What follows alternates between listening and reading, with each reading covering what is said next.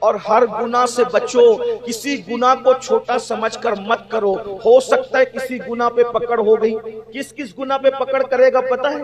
حضرت عیسیٰ علیہ السلام کو مردہ زندہ کرنے کا معجزہ ملا، تو حضرت عیسیٰ علیہ السلام نے ایک مردہ زندہ کیا، وہ مردہ زندہ ہوا، اس نے پوچھا حضرت قیامت آ گئی؟ کہا قیامت ابھی نہیں آئی، تو کون ہے؟ کہا کہ میں کئی سو سال سے قبر میں پڑا ہوا ہوں، اپنے دور کا بڑا نیک متقی پرہیزگار انسان ہوں۔ کہا اچھا تو تیرے ساتھ کیا ہوا؟ کہا ابھی تک میری بخشش نہیں ہوئی، میں بہت نیک تھا، پرہیزگار تھا، متقی تھا، میری مغفرت نہیں ہوئی، میری بخشش نہیں ہوئی۔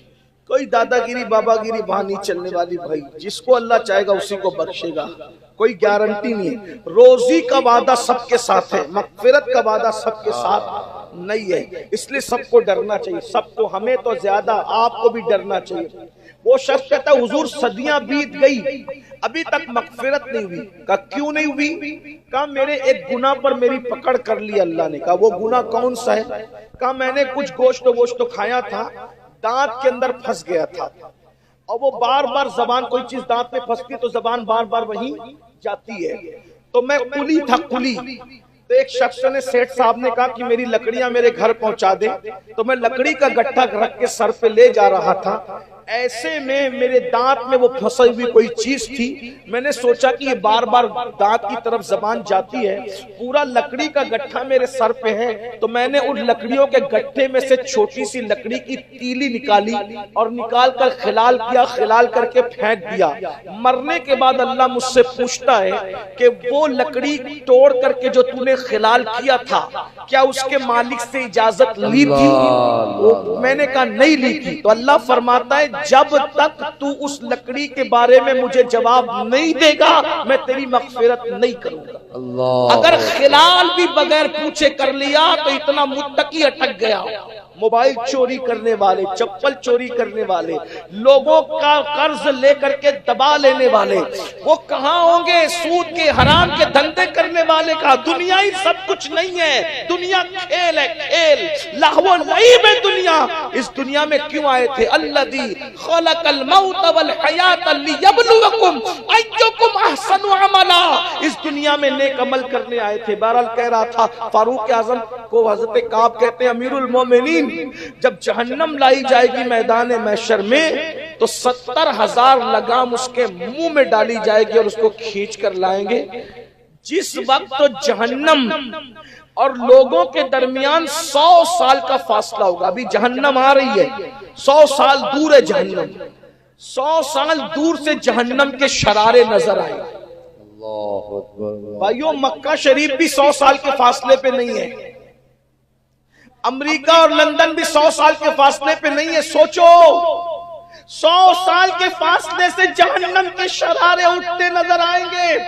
کعب احبار کہتے ہیں یہ شرارے اٹھتے نظر آئیں گے، میں تشریح کے طور پہ آپ کو سمجھانے کے لیے کہہ رہا ہوں۔ کعب احبار کہتے ہیں جب لوگ جہنم کو آتا دیکھیں گے تو لوگوں کے حواس کام کرنا، عقل کام کرنا چھوڑ دے گی، لوگوں کی کیفیت یہ ہوگی۔ اور اس کے بعد کہتے ہیں امیر المومنین جب جہنم سانس لے گا سب گھبرا جائیں گے، سب کے اوسان خطا ہو جائیں گے۔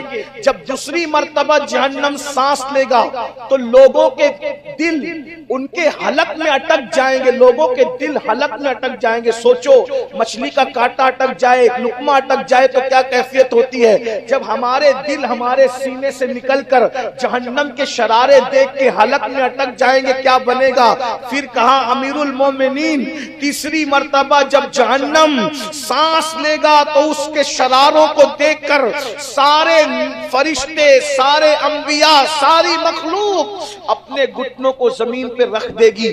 جہنم کی کیفیت یہ ہوگی۔ اور کعب کہتے امیر المومنین حضرت ابراہیم علیہ السلام جیسا پیغمبر بھی گھٹنوں کو زمین پہ رکھ کر کہے گا اے اللہ آج میں کسی کے لیے تجھ سے کچھ نہیں مانگتا، آج مجھے امان دے دے بس۔